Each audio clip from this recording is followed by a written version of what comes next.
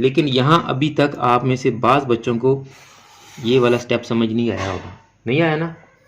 हाँ जी, तो ये मैंने आपको समझाना है अभी फिर से। पहले मैं इसको सॉल्व कर लूँ। लैदा से सॉल्व करें और फिर क्रॉस मल्टीप्लाई कर लें। कैसे, मैं आपको दोनों तरह से हल करके बताऊंगा। अब आपके सामने दोनों कैलकुलेशंस, ये कितनी ज़्यादा कैलकुलेशन है और ये कितनी, जो मेथड आपको इजी लगे आप उसको फॉलो कर लीजिएगा। बिस्मिल्लाहिर्रहमानिर्रहीम, अस्सलाम वालेकुम। 10th साइंस के स्टूडेंट्स के लिए मैथमेटिक्स की एक और क्लास के साथ हाजिर हैं। लास्ट लेक्चर अगर आपने नहीं देखे तो आप उन लास्ट लेक्चर्स को लाजमी देख लें ताकि आपको आज का लेक्चर भी अच्छी तरह से समझ आ सके। हम अभी तक 1.1 के क्वेश्चन नंबर 1 के सारे पार्ट्स कर चुके हैं। क्वेश्चन नंबर 2 के यहाँ 5 तक कर चुके हैं। पार्ट 6 मैंने आपको पूरे का पूरा सॉल्व करवाना है। ये आपको बोर्ड में कभी भी नहीं आया, लेकिन फिर भी हम इसको सॉल्व करेंगे। तो इसको सॉल्व करने का मकसद ये है कि यहाँ फ्रैक्शन आ गई है और फ्रैक्शन की प्लस माइनस बच्चों को अक्सर जो है वो नहीं आती। मैं इसलिए आपको ये क्वेश्चन सॉल्व करके देने लगा हूँ।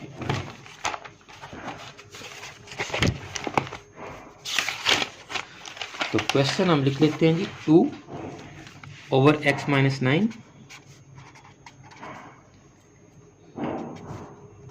Is equal to 1/3 minus 1/x-4 जी।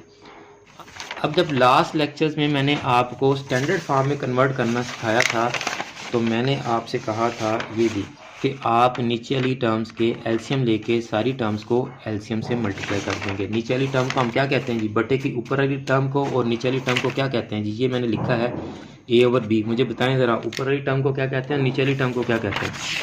जल्दी करें, जल्दी शाबाश। ऊपर वाली टर्म को क्या कहते हैं, नीचे वाली टर्म को क्या कहते हैं? नहीं पता। ऊपर वाली टर्म को हम कहते हैं न्यूमरेटर और नीचे वाली टर्म को क्या कहते हैं, डिनोमिनेटर। और उर्दू में इसको कहते हैं, ऊपर वाली टर्म को शुमार कुविंदा और नीचे वाली टर्म को मखरिज। अब देखें यहाँ डिनोमिनेटर हमारे 3 हैं जी। पीछे जितने भी क्वेश्चन हमने किए वहाँ पर 2 डिनोमिनेटर थे, ये तो एक जो है वो नंबर था, आपका अलजेब्रिक एक्सप्रेशन नहीं था। ये जो देखें 2 थे, 2 थे, 2 थे, ठीक है। तो अब 3 है तो 3 को आप इकट्ठा साइमल्टेनियसली भी सॉल्व कर सकते हैं, यानी इन तीनों का एलसीएम लें तो ये तीनों टर्म्स ही एलसीएम आ जाएंगी। तो फिर तीनों टर्म्स को इन तीनों टर्म्स से मल्टीप्लाई करें, तब भी आप कर सकते हैं। दोनों तरह से आप इसको सॉल्व कर सकते हैं, या आप चाहें तो इसको जो है लैदा से सॉल्व करें और फिर क्रॉस मल्टीप्लाई कर लें। कैसे, मैं आपको दोनों तरह से हल करके बताऊंगा।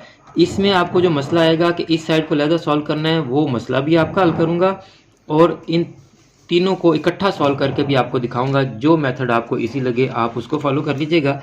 देखें, पहले मैं आपको जो पुराना मेथड था हमारा, इन तीनों का इकट्ठा एलसीएम लेके और तीनों को उस एलसीएम से मल्टीप्लाई करके वैसे सॉल्व करके देता हूँ ताकि आपको पुराने मेथड से पहले समझ आ जाए। अब एलसीएम में ये तीनों टर्म्स ही आएंगी। अब इन तीनों टर्म्स को इससे, इससे और इससे मल्टीप्लाई करेंगे, यानी हमारा एलसीएम क्या होगा, x-3 into x-4 into x-9। ये हमारा एलसीएम है। अब इस 9 है, अब हमने इस एलसीएम को इन तीनों टर्म से मल्टीप्लाई करना है जी। तो यहाँ अब थोड़ा सा छोटा छोटा लिखना पड़ेगा, मैं जूम कर दूंगा। तो फर्स्ट है जी हमारे पास x-3 x-4 x-9 को इस टर्म से मल्टीप्लाई करेंगे 2/x-9 से, फिर इज इक्वल टू है, अब इसको भी इस पूरे एलसीएम से मल्टीप्लाई करेंगे x-3 x-4 x-9 और 1/x-3 से मल्टीप्लाई कर दिया। अब माइनस इसको भी हम एलसीएम से मल्टीप्लाई करेंगे x-3 x-4 x-9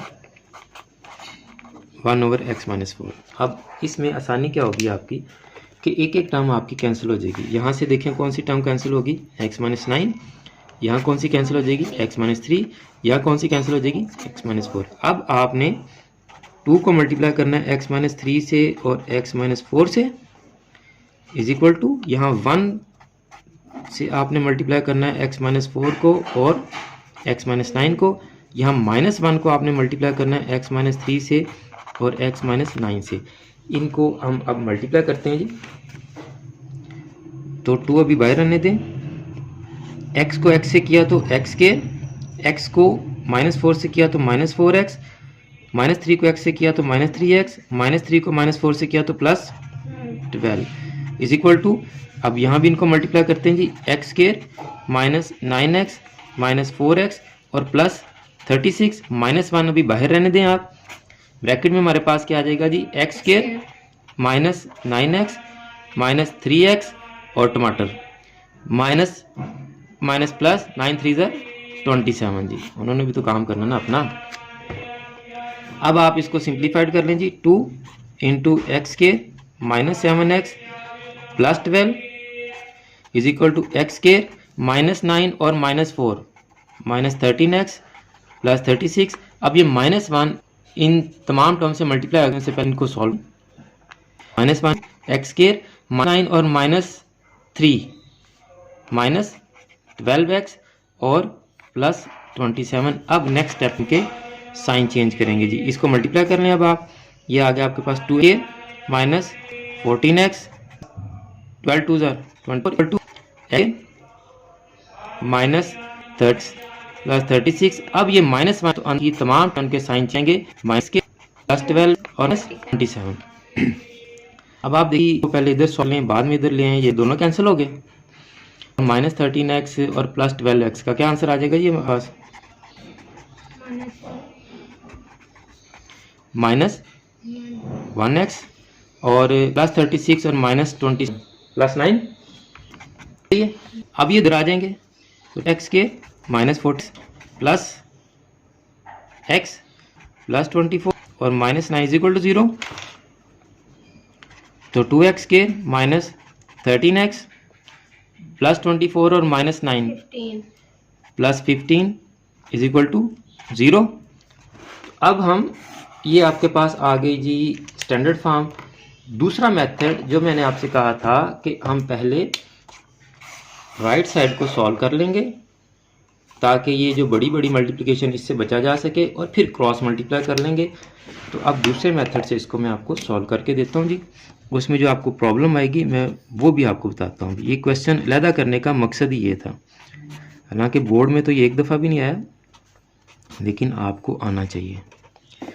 आप देखें जी, एलसीएम लेंगे जी हम, तो x -3 और x -4 का एलसीएम यही आ जाएगा, x -3 एंड x -4। अब हम x -3 x -4 को x -3 पे डिवाइड करेंगे तो आपके पास x -4 बचेगा, तो 1 से x -4 मल्टीप्लाई होगा। इसी तरह माइनस x -3 x -4 को x -4 पे डिवाइड करेंगे तो x -3 बचेगा, 1 से x -3 मल्टीप्लाई होगा। इधर आपके पास 2/x -9 ही रहेगा। अब आप इनको मल्टीप्लाई करें, 2/x -9 is equal to x -4 और -x -3 डिवाइडेड बाय, इन दोनों को आप मल्टीप्लाई कर लें।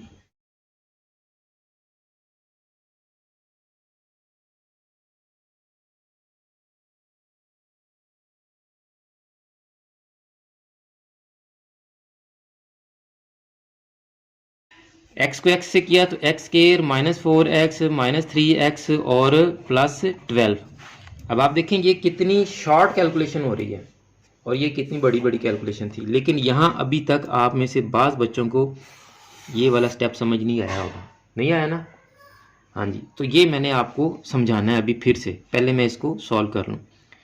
2/x -9 और ऊपर हमारे पास क्या बचा, x से कैंसिल -4 और माइनस माइनस +3 होना था जी, -1 × -3 +3, -4 +3 का आंसर क्या आ गया, -1 ओवर x के -7x +12। अब यहाँ पर आपके पास ऑप्शन होती है कि जब आपकी लेफ्ट साइड और राइट साइड पर दो फ्रैक्शन हों तो आप क्रॉस मल्टीप्लाई कर लें।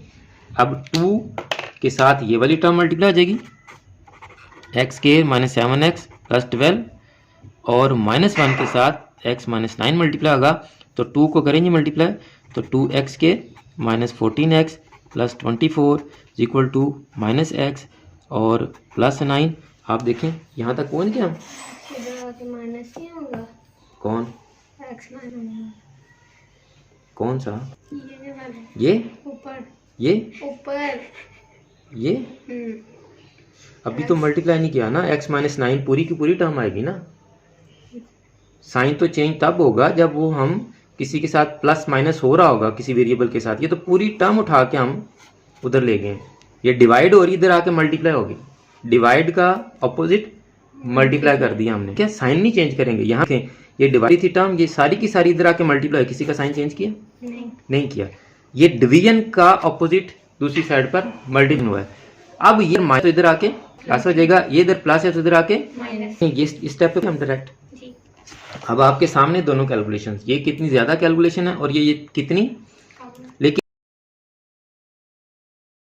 लेकिन यहाँ पर आपको एलसीएम नहीं लेने आता, जो कि ग्रेड 4 और 5 का काम है, चौथी और 5वीं क्लास का काम है, आपको ज़ाफ़का नहीं लेना आता जी। तो अब आप इसको सॉल्व करें। 2x square minus 14x plus x plus 24 और माइनस 9 इज इक्वल टू 0।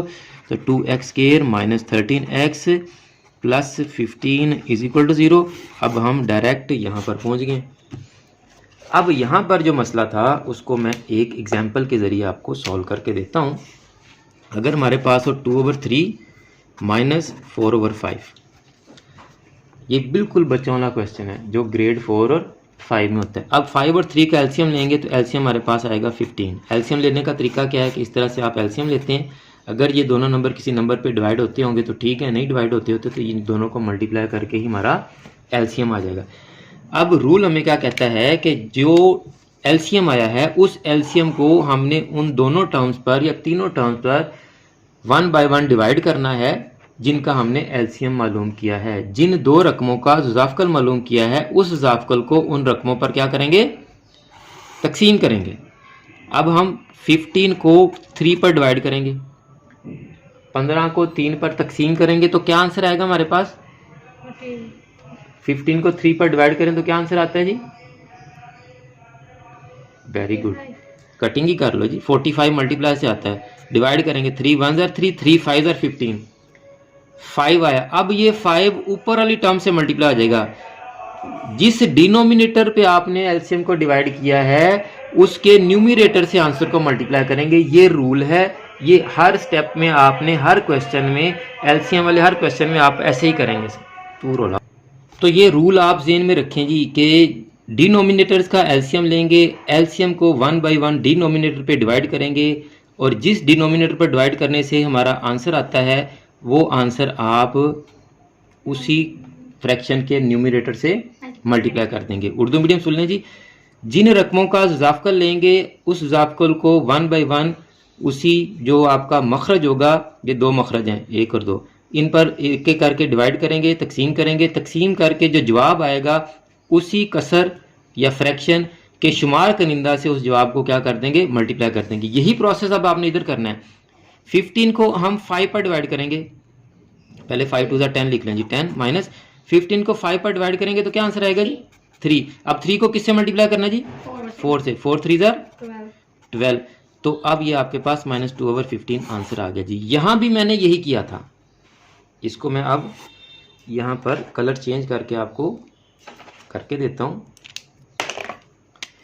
हमारा जो टर्म्स थी वो क्या थी? 1/x - 3 minus 1/x - 4। तो एलसीएम हमारा क्या आया था? x - 3 into x - 4। अब हमने फर्स्ट स्टेप में x - 3 x - 4 को x - 3 पे डिवाइड किया था। x - 3 into x - 4 divided by x - 3। जैसे यहाँ 15 को 3 पर डिवाइड किया तो अब x - 3 x - 3 से कैंसिल, तो x - 4 को 1 से मल्टीप्लाई करेंगे। देखिए 1 इंटू x - 4 किया हमने, 1 इंटू x - 4। अब वही प्रोसेस इस फ्रैक्शन के साथ भी करेंगे कि अब हम क्या करेंगे? x - 3 x - 4 को किस पे डिवाइड करेंगे? x - 4 पे डिवाइड किया, x - 4 से कैंसिल। तो अब ये -1 को x - 3 से ये जो आंसर आया है इससे मल्टीप्लाई करेंगे। ये वाला सारा प्रोसेस जो मैंने आपको फिजिकली अब करके दिया है ये मैंने यहाँ ऑरली किया था, इसलिए अक्सर बच्चों को समझ नहीं आया था। मुझे उम्मीद है कि अब आपको ये अच्छी तरह समझ आ गया होगा। अब आपका काम है कि आगे इसकी पेयरिंग करें और इसको सॉल्व करें और फिर सोल्यूशन जो है वो चेक करें जब हम कल इसका सोल्यूशन आपको दिखाएंगे उसके साथ, ताकि आपको पता चल सके कि आपने क्वेश्चन ठीक किए हैं या गलत किए हैं। मुझे उम्मीद है कि आज का क्वेश्चन आपको बड़ी अच्छी तरह समझ आ गया होगा। अब मिलते हैं नेक्स्ट लेक्चर में। मुझे भी अपनी दुआ में याद रखा करें। जज़ाकल्लाह।